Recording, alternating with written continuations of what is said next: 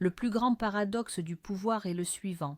Plus vous luttez contre un manipulateur, plus vous lui donnez de force. Votre colère le nourrit, votre frustration le valide, votre argumentation est la preuve que son jeu fonctionne. La plupart des hommes pensent qu'ils doivent gagner le débat, avoir le dernier mot, prouver leur bon droit. C'est une erreur fondamentale, une erreur qui vous maintient enchaîné à leur drame psychologique. Mais que se passerait-il si le véritable pouvoir n'était pas de gagner leur jeu, mais de refuser d'y jouer? Aujourd'hui, nous allons explorer 7 phrases stoïciennes. Ce ne sont pas des mots magiques, ce sont les clés d'un système d'exploitation mentale différent, un système qui vous rend imperméable à la manipulation. C'est le savoir que seul 1% des hommes intègrent réellement. Avant de commencer, écrivez dans les commentaires « Je choisis la force ». C'est le premier pas pour affirmer votre décision. Le champ de bataille moderne n'est plus physique, il est psychologique. Chaque jour, vous êtes exposé à des tentatives de manipulation, qu'elles soient grossières ou subtiles. Un collègue qui s'approprie votre travail en vous faisant douter de votre contribution. Un partenaire qui utilise la culpabilité comme une laisse. Un manager qui use de la pression pour vous faire accepter l'inacceptable. Le problème n'est pas l'existence de ces personnes.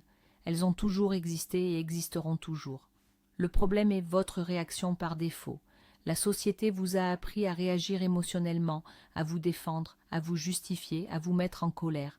Mais chaque réaction est une perte de contrôle. Vous donnez les clés de votre état intérieur à quelqu'un d'autre.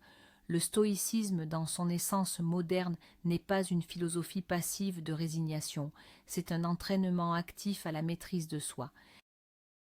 C'est la construction d'une citadelle intérieure si solide que les flèches empoisonnées des manipulateurs rebondissent dessus sans jamais atteindre leur cible. Ce que nous allons voir ensemble, c'est comment construire les murs de cette forteresse, phrase par phrase. La première arme du manipulateur n'est pas le mensonge, mais la distorsion. Il ne cherche pas à vous convaincre d'une fausseté, il cherche à remplacer votre réalité par la sienne. Il dira « Tu es trop sensible », tu exagères toujours, ce n'est pas ce qui s'est passé. Ces phrases sont conçues pour briser votre confiance en votre propre perception. Le but est de vous faire douter de ce que vous avez vu, entendu et ressenti. Une fois que vous doutez de votre propre jugement, vous devenez dépendant du sien. C'est la base du gaslighting. La plupart des hommes tombent dans le piège en argumentant sur les faits. Non, je ne suis pas trop sensible. Voici pourquoi. Laisse-moi te rappeler exactement ce qui s'est passé. C'est une bataille perdue d'avance. Vous vous battez sur son terrain avec ses règles. Le stoïcien comprend que la seule réalité sur laquelle il a un pouvoir absolu est sa propre perception interne. Il doit donc la protéger plus que tout. La première étape est de créer une distinction claire et nette entre les faits objectifs et l'interprétation subjective du manipulateur. Face à cette attaque, la première phrase stoïcienne est « C'est votre opinion, pas la réalité ». Prononcez-la calmement, fermement, ou gardez-la simplement comme un mantra intérieur. Cette phrase est une forteresse psychologique. Elle ne nie pas le droit de l'autre à avoir une opinion, elle ne déclenche pas de conflit direct, mais elle accomplit quelque chose de fondamental. Elle sépare son récit de la vérité objective. Elle trace une ligne dans le sable. D'un côté, il y a sa tentative de définir votre réalité, de l'autre, il y a votre refus souverain de l'accepter. Ce n'est pas une invitation au débat, c'est une déclaration d'indépendance mentale. En interne, cette phrase agit comme un pare-feu. Elle empêche le virus de la narration toxique d'infecter votre système. Vous reconnaissez ces mots pour ce qu'ils sont, une simple tentative d'influence, une projection de sa propre vision, et non un fait immuable. C'est l'acte fondamental de reconquête de son propre esprit. Imaginez ce scénario. Votre manager critique votre travail devant des collègues en utilisant des termes vagues et subjectifs comme « manque d'implication ». Votre réaction instinctive serait de vous défendre, de lister toutes les heures supplémentaires que vous avez faites. Au lieu de cela, vous le regardez calmement et dites « Je comprends que ce soit votre opinion ». Le silence qui suit est assourdissant. Vous n'avez pas accepté la critique, mais vous n'avez pas non plus déclenché une guerre. Vous avez simplement classé son attaque comme une simple opinion, lui retirant ainsi tout son poids. Vous restez maître de la situation, car vous n'avez pas mordu à l'hameçon émotionnel. Vous pouvez ensuite enchaîner avec une question factuelle. Pouvez-vous me donner un exemple précis pour que je puisse m'améliorer? Vous déplacez la conversation du domaine de l'émotion subjective vers celui des faits concrets. Le manipulateur souvent n'en aura pas. Sa stratégie est déjouée. Vous avez protégé votre calme et exposé le vide de son attaque sans jamais élever la voix. C'est la première victoire. Le deuxième piège tendu par le manipulateur est celui de la réaction. Il cherche à vous faire agir sur des choses que vous ne contrôlez pas, ses humeurs, ses paroles, ses décisions, les réactions des autres. Il va créer un drame, une urgence, une injustice, puis attendre que vous plongiez tête la première pour essayer de tout réparer. Par exemple, il se plaindra de la façon dont une autre personne l'a traité, en attendant de vous que vous preniez son parti et que vous alliez combattre à sa place, ou il fera une promesse vague et la retirera juste pour observer votre frustration. C'est un test constant pour voir s'il peut tirer les ficelles de vos émotions. Chaque fois que vous réagissez à un élément externe que vous ne maîtrisez pas, vous perdez une parcelle de votre énergie et de votre souveraineté. L'homme moyen passe sa vie à se battre contre le vent, à s'épuiser en essayant de changer des choses qui sont, par nature, hors de son contrôle. C'est la définition même de l'impuissance. La deuxième phrase stoïcienne est donc un pivot mental. Je me concentre sur ce que je peux contrôler. Cette phrase est le cœur battant du stoïcisme. C'est la fameuse dichotomie du contrôle. Face à n'importe quelle situation, le stoïcien ne se demande pas « comment puis-je changer cela ?» mais « quelle est la partie de cette situation qui dépend de moi ?» La réponse est toujours la même, mes pensées, mes jugements et mes actions. C'est tout. Les paroles du manipulateur, hors de mon contrôle. Ses émotions, hors de mon contrôle. Le résultat final d'une négociation, hors de mon contrôle. Ma préparation, ma réponse, mon intégrité, totalement sous mon contrôle. Cette phrase n'est pas un aveu de faiblesse, c'est une déclaration de puissance stratégique. C'est refuser de gaspiller une seule once d'énergie sur un terrain où l'on ne peut pas gagner, pour concentrer toutes ses forces sur le seul champ de bataille où la victoire est assurée, soi-même. Prenons un exemple concret. Un membre de votre famille essaie de vous faire culpabiliser pour ne pas passer assez de temps avec lui. Après tout ce que j'ai fait pour toi, tu ne peux même pas m'accorder une soirée. La réaction non entraînée est soit de céder par culpabilité, soit de se défendre agressivement. Les deux sont des réactions à un stimulus externe. L'homme stoïcien se pose la question « Qu'est-ce que je contrôle ici ?» Je ne contrôle pas sa tentative de me faire culpabiliser. Je ne contrôle pas sa perception de mon affection, mais je contrôle mes décisions. Je contrôle ma capacité à définir mes limites de manière calme et respectueuse. Ma réponse pourrait être « Je comprends que tu te sentes ainsi. Je ne pourrai pas venir ce soir, mais je te propose que nous organisions quelque chose la semaine prochaine. » Vous reconnaissez son sentiment que vous ne contrôlez pas sans accepter la culpabilité. Vous agissez ensuite en fonction de vos propres valeurs et de votre propre agenda, ce que vous contrôlez. Vous restez le capitaine de votre navire, même en pleine tempête émotionnelle. Les manipulateurs prospèrent dans le conflit. Ils vous provoquent, espérant une réaction défensive ou agressive. Votre combat est leur oxygène. Une dispute leur donne une plateforme pour se poser en victime, pour déformer vos paroles, pour épuiser votre énergie. Ils s'attendent à de la résistance. C'est un jeu qu'ils connaissent par cœur et qu'ils gagnent souvent. L'homme non initié pense que le silence est une faiblesse, que ne pas se défendre, c'est admettre sa défaite. Il va donc se lancer dans des justifications sans fin, des argumentations passionnées, essayant de prouver sa logique et sa bonne foi. Pendant ce temps, le manipulateur observe, sourit intérieurement et prépare sa prochaine attaque. Il ne s'intéresse pas à la vérité, il s'intéresse au contrôle qu'il exerce sur vos émotions. Votre engagement dans la bataille est la preuve de son pouvoir. Le stoïcien sait que la manière la plus efficace de vaincre un adversaire qui se nourrit de conflits est de lui couper les vivres. Voici la troisième phrase, une manœuvre de judo psychologique. Je vous remercie pour votre perspective. Cette phrase est d'une puissance dévastatrice, car elle est totalement inattendue, elle ne valide pas leurs propos, elle ne dit pas « vous avez raison », elle ne dit même pas « je suis d'accord », elle accomplit 3 choses simultanément. Premièrement, elle désarme l'agression. On ne peut pas se battre contre quelqu'un qui vous remercie, le combat s'arrête net. Deuxièmement, elle démontre une confiance en soi colossale. Seul un homme qui n'est absolument pas menacé par une opinion divergente peut remercier son interlocuteur pour celle-ci. C'est un signal de force intérieure. Troisièmement, elle met fin au débat sans céder un pouce de terrain. Vous avez écouté, vous avez accusé réception de l'information, et vous avez clos la discussion. Vous n'avez aucune obligation d'intégrer cette perspective, de la débattre ou de la réfuter. Vous l'avez simplement observée, comme on observe un nuage passer dans le ciel. Imaginez être dans une réunion, vous présentez une idée.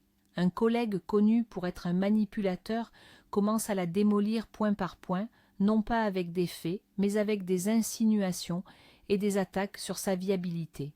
Au lieu de défendre chaque point avec acharnement, vous attendez qu'il ait fini. Vous le regardez, faites une pause, puis vous dites calmement « Merci Jean pour cette perspective, c'est intéressant ». Puis vous vous tournez vers le reste du groupe et continuez. Y a-t-il d'autres questions constructives ? En une phrase, vous avez fait plusieurs choses. Vous avez invalidé son attaque en la qualifiant de simple perspective. Vous avez montré que ses critiques ne vous ont pas déstabilisé. Et vous avez repris le contrôle de la réunion. Jean se retrouve seul, son attaque s'est dissoute dans le vide. Il voulait un combat, vous lui avez offert un accusé de réception polie, il n'a plus aucune prise. C'est une démonstration de leadership et de maîtrise émotionnelle que personne dans la salle n'oubliera. Une autre tactique fondamentale du manipulateur est de créer une tempête émotionnelle dans un verre d'eau. Il va prendre un événement mineur et le gonfler jusqu'à ce qu'il paraisse être une crise existentielle. Tu as oublié d'acheter du pain, tu ne penses donc jamais à moi, notre relation ne compte pas pour toi. Le but est de vous submerger dans l'immédiateté de l'émotion. Il veut que le problème actuel semble si énorme, si pressant, que vous perdiez toute perspective. Dans cet état de panique ou de culpabilité, vous êtes beaucoup plus facile à contrôler. Vous allez faire des promesses que vous ne pourrez pas tenir, vous excuser pour des choses dont vous n'êtes pas responsable, simplement pour que la tempête s'arrête. L'homme non entraîné est aspiré par ce vortex émotionnel. Il croit que l'intensité du moment reflète l'importance réelle du problème. Il oublie que les émotions, comme la météo, sont par nature changeantes et temporaires. Il prend une averse pour un déluge. La 4e phrase stoïcienne est un mantra interne pour retrouver la perspective. Ceci aussi passera. Cette phrase, attribuée à des sages de l'Antiquité, est un puissant antidote à l'urgence artificielle. Elle introduit la dimension du temps dans une situation qui semble piégée dans l'instant présent. En vous répétant cela, vous vous rappelez que la crise actuelle, l'émotion intense, la colère de l'autre sont des phénomènes impermanents. Dans 1 heure, demain, la semaine prochaine, cette montagne ne sera plus qu'un souvenir lointain, voire insignifiant. Cela ne signifie pas qu'il faut ignorer le problème. Cela signifie qu'il faut refuser de lui donner une importance disproportionnée sous la pression de l'émotion. Cette phrase crée un espace mental. C'est un pas en arrière qui vous permet de voir la situation dans son ensemble et non plus avec le nez collé dessus. C'est dans cet espace que la sagesse et la bonne décision peuvent émerger, loin du bruit et de la fureur de l'instant. Visualisez une dispute avec un partenaire qui vous accuse de 1000 mots. Votre cœur s'accélère, votre esprit s'emballe, vous avez envie de crier pour vous défendre. C'est à ce moment précis que vous activez le mantra « Ceci aussi passera ». Vous respirez profondément, vous ne dites rien, vous laissez la vague de colère de l'autre s'écraser contre le rivage de votre silence. Vous vous rappelez les disputes passées et comment, invariablement, le calme est revenu. Cette prise de recul vous empêche de dire des choses que vous regretteriez. Elle vous permet de voir au-delà de l'attaque et de comprendre ce qui se cache peut-être derrière. Une peur, une insécurité. Votre capacité à rester centré alors que tout autour de vous est chaos est une superpuissance. Vous ne résolvez peut-être pas le problème à l'instant T, mais vous évitez de l'aggraver. Vous attendez que la tempête passe pour naviguer plutôt que de hisser les voiles en plein ouragan. Le but ultime de toute manipulation est de provoquer une réaction émotionnelle. Votre colère, votre tristesse, votre peur sont la preuve irréfutable que le manipulateur a réussi à pénétrer votre forteresse intérieure. Une réaction émotionnelle est un transfert de pouvoir. À l'instant où vous perdez votre calme, vous avez perdu la partie. Le manipulateur le sait. C'est pourquoi il va appuyer sur tous les boutons, utiliser toutes les insultes, toutes les provocations, toutes les injustices possibles pour vous faire sortir de vos gonds. Votre explosion de colère est sa victoire. Vos larmes sont son trophée, parce qu'à cet instant, il vous contrôle. Il a dicté votre état émotionnel. L'homme ordinaire croit que montrer sa colère, c'est montrer sa force. Je ne me laisse pas faire. En réalité, c'est l'aveu le plus flagrant de sa propre fragilité. Il avoue que n'importe qui peut, avec les bons mots, le transformer en une marionnette hurlante. La 5e phrase stoïcienne est donc une affirmation fondamentale de votre pouvoir, à garder précieusement à l'intérieur. Mon calme est ma force. Ce n'est pas une phrase à dire à voix haute, c'est votre ancre dans la tempête. Cette affirmation redéfinit la nature même du pouvoir. Le pouvoir n'est pas dans le cri le plus fort, mais dans le silence le plus stable. Le pouvoir n'est pas dans la réaction la plus rapide, mais dans la non-réaction la plus délibérée. Quand vous comprenez et intégrez cela, votre objectif change. Vous ne cherchez plus à gagner l'argument. Vous cherchez à garder votre calme. Votre calme devient le bien le plus précieux à protéger. Chaque provocation du manipulateur n'est plus une attaque contre vous, mais un simple test de la solidité de votre calme. Et à chaque fois que vous réussissez à le maintenir, vous devenez plus fort. Vous renforcez ce muscle mental. Votre sérénité devient une arme passive, un bouclier qui fatigue et frustre l'attaquant jusqu'à ce qu'il abandonne. Pensez à la dernière fois que quelqu'un a essayé de vous humilier en public. Un sarcasme, une pique, une critique déguisée, la chaleur qui monte à vos joues, le désir de répliquer avec une répartie encore plus cinglante. C'est le moment critique. Au lieu de chercher la réplique parfaite, votre seule mission est de vous répéter « Mon calme est ma force ». Vous respirez, vous pouvez même esquisser un léger sourire, non pas de provocation, mais de sérénité. Vous pouvez choisir de ne rien dire, ou de répondre à la provocation par une question neutre qui ignore complètement l'attaque. L'effet est spectaculaire. Le manipulateur s'attendait à un duel, mais vous avez refusé de dégainer. Son attaque flotte dans l'air, ridicule et sans effet.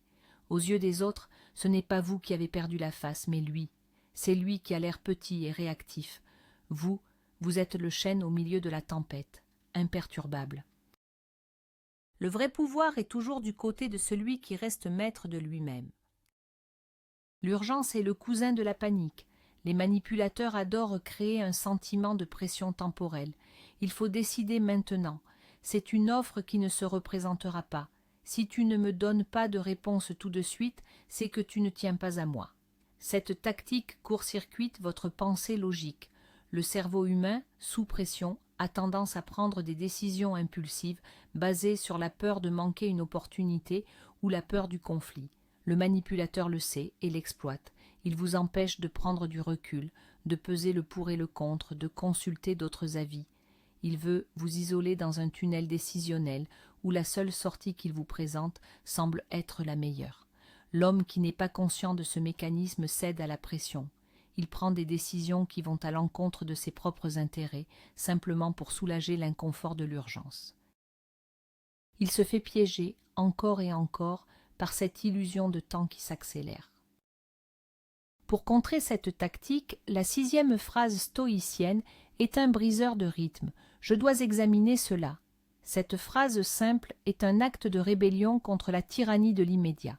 C'est une déclaration claire que vous opérez selon votre propre calendrier et non celui de quelqu'un d'autre.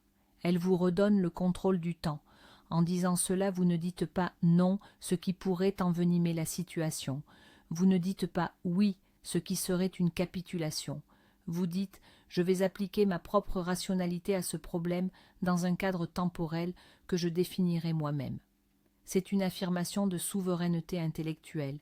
Cette phrase crée instantanément un espace. Elle dissipe le brouillard de l'urgence et vous permet de reprendre vos esprits. Elle signale à l'autre que vous n'êtes pas un penseur réactif, mais un stratège délibéré. Un manipulateur qui entend cela sait immédiatement que sa tactique de pression a échoué. Il a affaire à quelqu'un qui ne se laisse pas bousculer. Vous êtes face à un vendeur qui utilise des techniques de vente à haute pression pour une voiture. Un autre couple est très intéressé. L'offre se termine dans 1 heure. C'est maintenant ou jamais.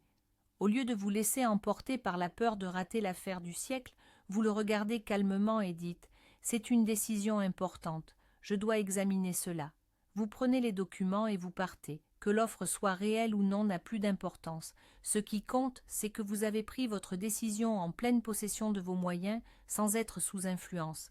Le même principe s'applique dans une relation. Si tu sors avec tes amis ce soir, ne prends même pas la peine de rentrer. La réponse n'est pas de débattre. C'est un ultimatum sérieux. Je dois réfléchir à ce que cela signifie. Vous refusez de négocier sous la menace. Vous prenez le contrôle en vous accordant le temps de la réflexion. C'est la marque d'un homme qui se respecte. Enfin, la plus grande victoire du manipulateur est de vous rabaisser à son niveau. Il veut vous entraîner dans la boue, vous faire jouer son jeu de mensonges, de demi-vérités et de coups bas. Si vous répondez à la malhonnêteté par la malhonnêteté, si vous répondez à la cruauté par la cruauté, il a gagné. Non pas parce qu'il a eu le dessus, mais parce qu'il a réussi à corrompre votre caractère. Il vous a fait trahir vos propres principes. Vous avez peut-être gagné la petite bataille, mais vous avez perdu la guerre pour votre intégrité. L'homme non conscient de cela pense en termes de gagner ou perdre l'interaction. Il se concentre sur la tactique à court terme. Il oublie que la seule chose qui compte vraiment au final, c'est le genre d'homme qu'il choisit d'être à chaque instant. Il oublie que la véritable victoire n'est pas externe, mais interne. C'est pourquoi la 7e et dernière phrase stoïcienne est la plus importante. C'est une question que vous vous posez à vous-même face à n'importe quelle provocation. Quelle est l'action vertueuse ici? Cette question élève instantanément votre perspective. Vous ne vous demandez plus « Comment puis-je lui faire du mal? Comment puis-je gagner cet argument? Ou comment puis-je me venger ?» Vous vous demandez « Quelle est l'action qui est en accord avec la meilleure version de moi-même? Qu'est-ce qu'un homme courageux, juste et sage ferait dans cette situation? » La réponse n'est presque jamais de se vautrer dans le drame. La réponse est souvent de fixer une limite ferme mais calme, de dire la vérité sans cruauté, ou, très souvent, de partir, de refuser de participer. C'est le refrain ultime. Votre objectif n'est plus de déjouer le manipulateur. Votre objectif est d'agir avec vertu. Et, paradoxalement, c'est la chose qui le désarme le plus sûrement, car la vertu est un langage qu'il ne comprend pas et un territoire sur lequel il ne peut pas vous suivre. Ces 7 phrases ne sont pas des formules magiques, elles sont les manifestations extérieures d'un changement intérieur profond, elles sont les outils d'un esprit qui a décidé de passer de la réactivité à la souveraineté. La véritable force, celle que nous cultivons ici, n'est pas de gagner le jeu du manipulateur, c'est de refuser d'y jouer, c'est de construire une forteresse intérieure si bien conçue que les jeux psychologiques des autres n'y trouvent aucune prise, c'est de comprendre que votre paix intérieure est une ressource non négociable. Le pouvoir ne réside pas dans le contrôle des autres, mais dans la maîtrise parfaite de soi-même. C'est le chemin stoïcien, c'est le chemin de l'homme véritablement libre. Merci pour votre temps et votre engagement intellectuel. Si cette analyse vous a apporté de la valeur, abonnez-vous pour rejoindre cette communauté d'hommes qui choisissent la force de l'esprit. Maintenant, j'ai une question pour vous et je lirai attentivement chaque réponse. Quelle est la phrase qui a le plus résonné en vous et dans quelle situation concrète de votre vie allez-vous commencer à l'appliquer?